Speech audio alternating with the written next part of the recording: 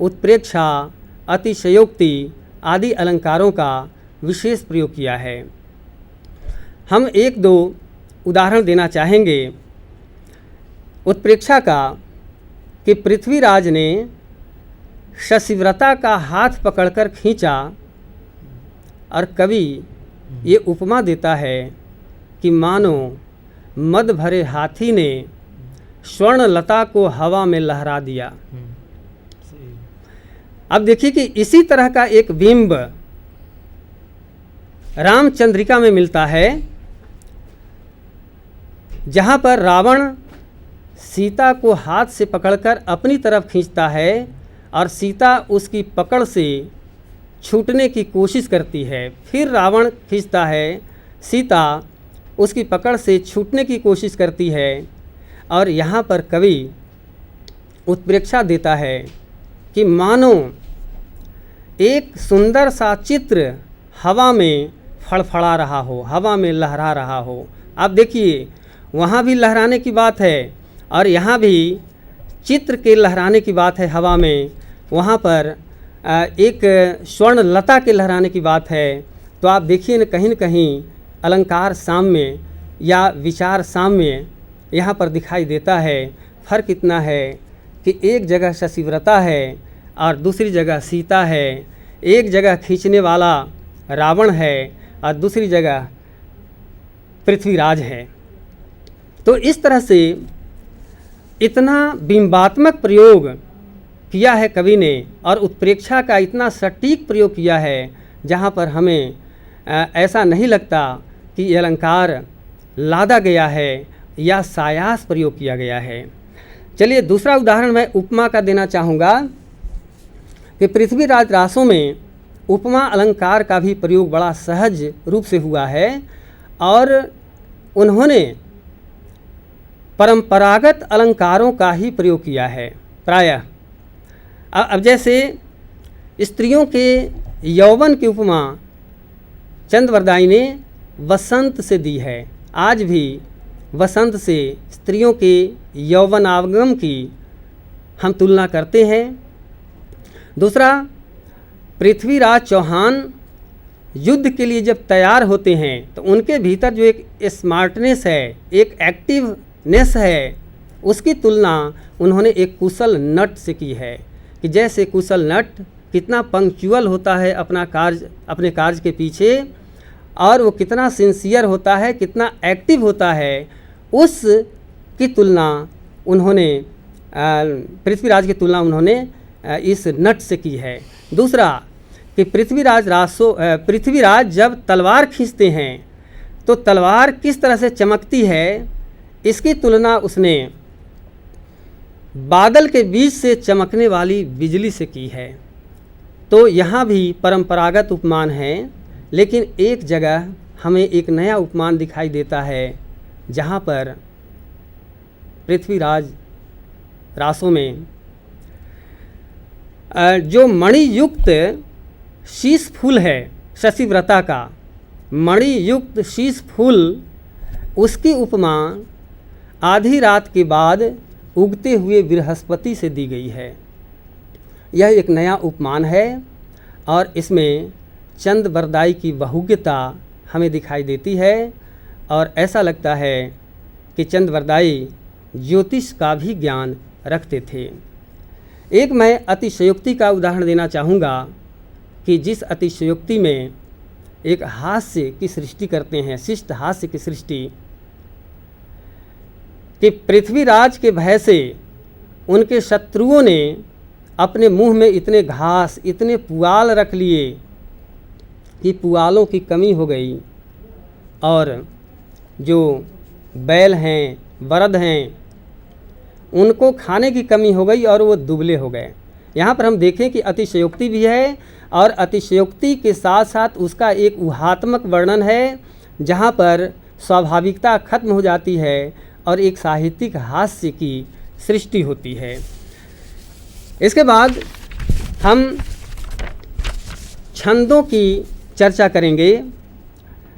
पृथ्वीराज रासों में जैसा कि हम सभी पाठक जानते हैं 68 प्रकार के छंदों का प्रयोग हुआ है। मित्रों, इतना छंद वैविध्य हिंदी के किसी महाकाव्य में नहीं दिखाई देता। छंद वैविध्य मध्य भक्ति काल में तुलसीदास में दिखाई देता है, मगर इतने छंदों का प्रयोग नहीं है। इसके बाद रीति काल में रामचंद्रिका में छंद वैविध्य मिलता है, फिर भी 68 प्रकार के छंद वहाँ भी नहीं हैं। और इसीलिए चंद वरदाई को नामवर सिंह ने छंदों का राजा कहा है और शिव सिंह सेंगर ने उन्हें छप्पय का राजा कहा है। और छप्पय इसलिए कि वीर रस की अभिव्यक्ति के लिए ये छप्पय छंद, कवित्व छंद बहुत महत्वपूर्ण होते हैं। मित्रों, छंद एक ऐसी युक्ति है जो कविता के लिए एक बंधन है, लेकिन ये बंधन कविता की भावधारा को अवरुद्ध नहीं करता, बल्कि वह उसे एक विशेष गति, एक लय और एक विशेष भंगिमा से युक्त करता है। इसलिए छंद कविता की भावधारा को एक विशेष सरणी प्रदान करता है, उसे चैनलाइज करता है, वो उसकी भावधारा को इधर उधर बहकने नहीं देता। इसलिए छंद का कविता में बहुत अधिक महत्व है। ध्यान देने योग्य बात यह है कि इन्होंने यानी चंद वरदाई ने अपने समय प्रचलित जितने छंद थे उन छंदों का तो प्रयोग किया ही, पूर्ववर्ती भाषा में जो छंद प्रयुक्त होते थे जैसे संस्कृत में, उन छंदों का भी प्रयोग बड़ी सफलता से किया है। और इन्होंने वर्णिक और मात्रिक दोनों प्रकार के छंदों का प्रयोग किया है और बड़ी सफलता के साथ किया है। उन्होंने संस्कृत के श्लोक छंद को लिया और प्राकृत के दूहा और गाहा छंद को लिया। इसके अलावा आर्या, साटक, कंठभूषण, छप्पय, मोतीदाम, बसंत तिलका, नाराच, भ्रमरावली, त्रिभंगी, भुजंगी ऐसे छंदों का इन्होंने सफलतापूर्वक प्रयोग किया है। और मैं तो दावे के साथ कहना चाहूँगा कि उन्होंने जिस त्रिभंगी छंद का या किसी भी मात्रिक वर्णिक छंद का प्रयोग किया है और शास्त्र में उनके जो लक्षण निर्दिष्ट हैं, उन लक्षणों के आधार पर अगर आप गिने तो कहीं भी एक मात्रा या एक वर्ण की कमी बेसी नहीं दिखाई देती। तो हम कल्पना कर सकते हैं कि छंद प्रयोग में चंद वरदाई कितने सिद्धहस्त थे और कितने मजे हुए कवि थे। काव्यशास्त्र का पंडित। तो षड भाषा का ज्ञान तो उनको था ही, काव्यशास्त्र, पिंगल शास्त्र के वे ज्ञाता थे। मैं एक दो छंदों का उदाहरण देना चाहूँगा। जैसे एक उनका भुजंगी छंद है। भुजंगी एक वर्णवृत्त है और इसके प्रत्येक चरण में क्रम से 3 यगण और अंत में लघु गुरु रहता है। मैं 2-3 पंक्तियाँ सुनाना चाहूँगा। मिले हथ बत्थम न सत्थम सधारे, मनो बारुनी मत गजदंत न्यारे, उड़े लोह पंक्ति पड़े श्रोण रुंदम, मनो रुद्धिधारा बरखंति बुंदम, घुमे घाय घायम अघायम अघायम, झुमे झार झारम झनक्के झकायम। इसमें आप देखें कि संस्कृत की जो अनुनासिकता की प्रवृत्ति है वो और द्वित्व का जो प्रयोग है वो दोनों दिखाई देता है और अनुप्रास की छटा तो है ही। इनके दूसरे जो महत्वपूर्ण छंद है त्रिभंगी छंद, जिसका प्रयोग वीर रस की अभिव्यक्ति के लिए किया जाता है, युद्धों के वर्णन में किया जाता है और यह एक मात्रिक छंद है त्रिभंगी। और इस मात्रिक छंद में इसके प्रत्येक चरण में 32 मात्राएं होती हैं और 10वीं, 8वीं और 6ठी मात्रा पर विराम आता है। मैंने जितने उनके त्रिभंगी छंद पढ़े हैं उनमें कहीं भी एक भी मात्रा की भूल नहीं है। हाँ, लघु को गुरु और गुरु को लघु बनाकर मात्राओं और वर्णों की गिनती पूरी की गई है, लेकिन कहीं भी मात्रा या वर्ण की कहीं भी भूल नहीं है। एक त्रिभंगी छंद है युद्ध लीला के कथन में, जो मैं आपके सामने प्रस्तुत करूंगा। और ये तो गाकर, चूँकि गेय रचना है, ये गाकर अगर सुनाया जाए तो ज़्यादा अच्छा है, लेकिन मैं इसको गा नहीं सकता, फिर भी कोशिश करता हूँ। त्रिभंगी छंद। तिये बिये अरु संतम बहुबलवंतम 11 जंतम अतिरंगी, त्रिभंगी छंदम कही कवि चंदम पढ़त फनिंदम बररंगी। बिये हुआ नय नालम बजरिन तालम असिवर झालम बररंगी, सामत भर सूरम दिट्ठ करूरम मिली अरिपूरम अनभंगी। मनुभान पयानम चढ़िवर वानम मिली बत्थानम असिझारम, ओडन कर डारम बेन कटारम तामस तारम तन तारम। जुट जुट ये युद्धम ओवति वृद्धम अरिनि अरुद्धम अरिबक्कम, उर्धरि चालुक्कम सूरजहक्कम मूर आतक्कम धक धक्कम। 5 मिनट। इसमें आप देखें कि प्रत्येक जो शब्द है उसमें जैसे धक्कम, बक्कम, जहक्कम ऐसे शब्द हैं। प्रत्येक शब्द के साथ धम धम की आवाज़ होती है। ऐसा लगता है मानो प्रत्येक शब्द बम का एक गोला है। ऐसा लगता है मानो प्रत्येक शब्द विस्फोट कर रहा है और युद्ध का यहाँ पर जो माहौल है वो पूरी तरह मूर्त हो रहा है। चलिए, काव्य रूप की जहाँ तक बात है, इसमें 69 समय है, यानी इसमें 69 सर्ग हैं। और कुछ लोगों का कहना है कि इसमें जो काव्य शास्त्र के नियम हैं उसका उल्लंघन किया गया है। लेकिन यहाँ पर मैं ये कहना चाहूँगा कि आचार्य विश्वनाथ ने भी ये कहा है कि नाति स्वल्पा नाति दीर्घा सर्गाः अष्टाधिका, यानी न तो 8 से कम न 8 से अधिक। लेकिन मैं ये कहना चाहूँगा कि निरंकुशाः कवयः चंद्रवरदायी ने कहीं भी अपनी भावों के अभिव्यक्ति के लिए काव्य शास्त्र के नियमों का उल्लंघन किया है और इतने लंबे कालखंड का चित्रण किया है। तो 69 समय अगर उन्होंने दिया है तो इसमें बुरा नहीं है। चलो, अंत में मैं इसकी सीमा बताना चाहूँगा। एक सीमा यह है कि इसमें लोक जीवन का चित्र सिरे से गायब है। वह लड़ाई भिड़ाई का समय था और पूरी रचना में राजाओं की प्रशस्ति, राजाओं के विवाह, राजाओं की वीरता का वर्णन है, लेकिन कहीं भी लोक जीवन का चित्र नहीं है।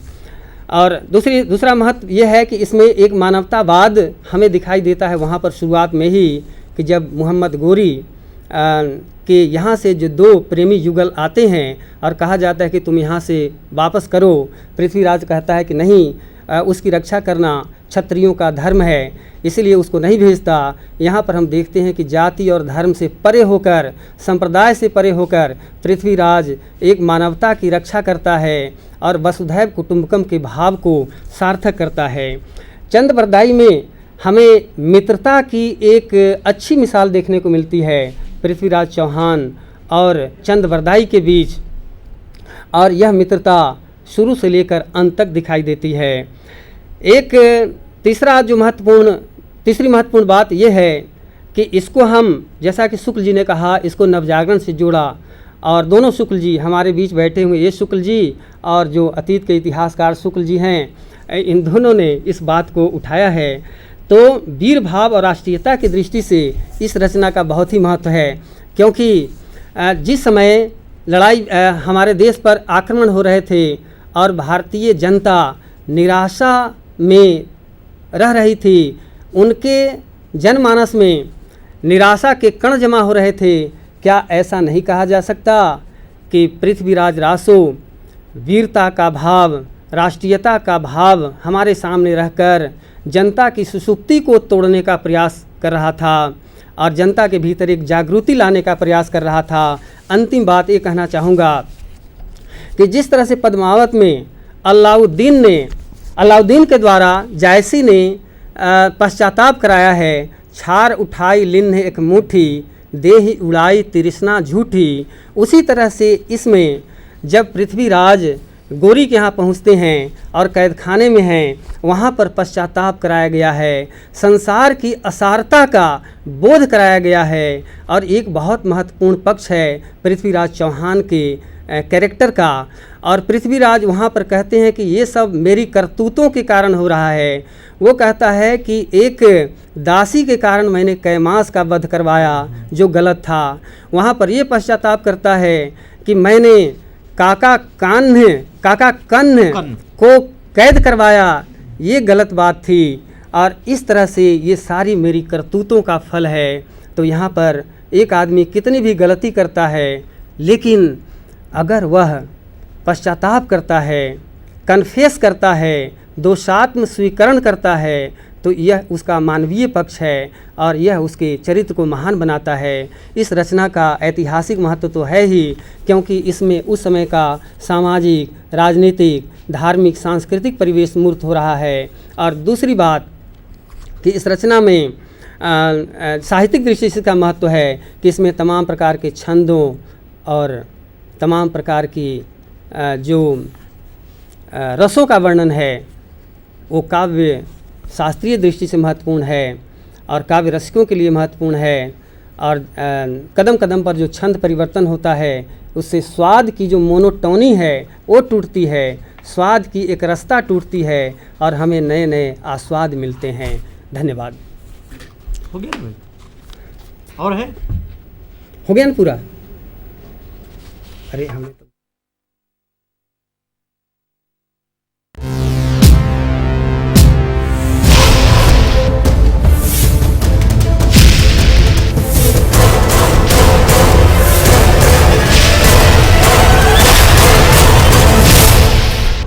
સંધાન ઓલ ગુજરાત ઇન્ટિગ્રેટેડ ક્લાસરૂમ સેટેલાઇટના માધ્યમથી જોડતી કડી એટલે સંધાન।